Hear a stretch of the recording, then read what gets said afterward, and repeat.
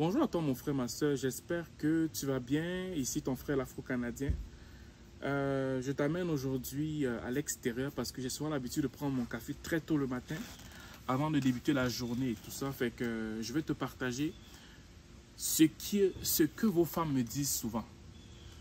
Plusieurs de vos femmes, plusieurs de vos filles viennent des fois me parler parce qu'elles jugent que ce que je dis souvent les interpelle et des fois plusieurs d'entre elles sont sur le point de prendre des décisions et par la grâce de Dieu, je donne des fois des conseils qui empêchent à ce qu'elles continuent sur cette voie-là.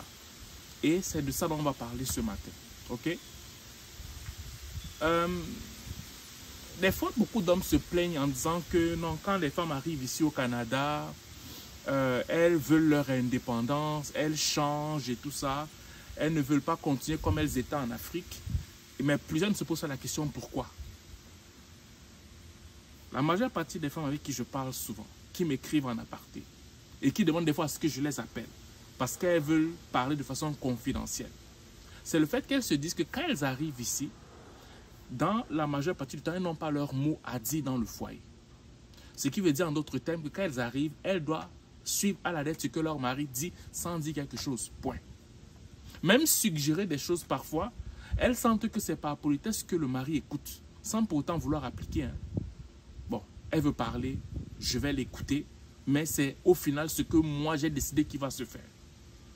En gros, c'est ce que vos femmes disent. Et moi, je voudrais juste apporter mon grain de sel pour vous dire une chose, mes chers frères et sœurs. Il faudrait que tu saches une chose, c'est que la femme avec qui tu te maries là, c'est une aide qui est là pour toi. Ce qui veut dire dans d'autres termes que ce que tu ne vois pas, elle va voir.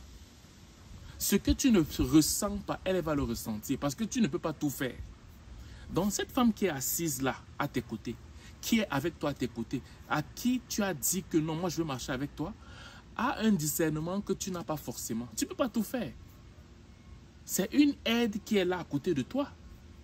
Tu peux avoir de grandes idées, tu peux avoir de grands projets, mais il y a des angles que tu ne vois pas et c'est elle qui voit ces angles-là.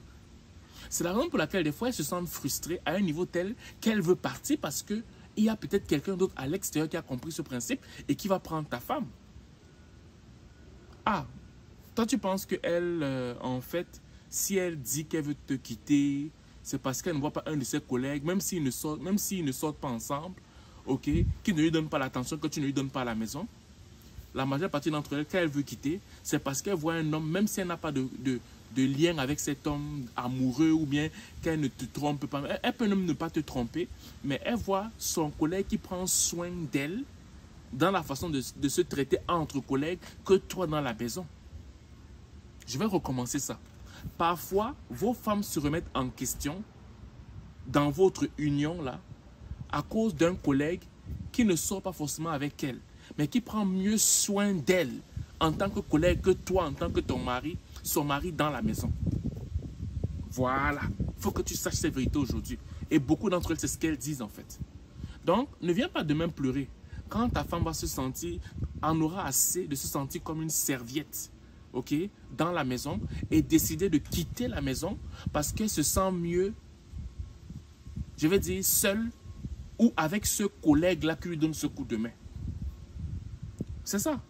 Parce que tu ne peux pas toujours rester comme ça. Généralement, c'est elle qui vient d'arriver. Tu as l'impression qu'elle va toujours rester dans cette, comment dire, dans le fait qu'elle va toujours t'admirer, toi, son sauveur, qui l'a sorti de l'Afrique. Elle va toujours faire ce que tu veux. Non. À un moment donné, elle va s'adapter à la façon dont on fonctionne au Canada, à la façon dont on fonctionne au Québec. Elle va voir comment d'autres hommes considèrent leurs femmes. Mais quand elle est chez elle, ce n'est plus ça. Parce que quand elle regarde comment on fait ici en Amérique du Nord, ben c'est parce qu'elle est à la maison. À la maison, elle est comme un valet. Elle est comme une bonne. Mais toi, c'est parce qu'elle est comme une bonne que tu dis que c'est une bonne femme.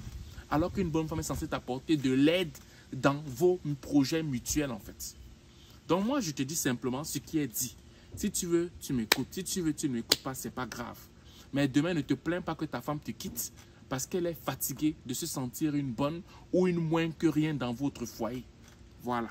Moi, j'ai fait ma part, j'ai dit. Maintenant, si tu veux, tu m'écoutes. Si tu veux, tu ne m'écoutes pas, papa, ou petit frère ou grand frère. Mais le choix t'appartient. J'ai transmis le message. Sur ce, j'espère que cette vidéo va vous toucher.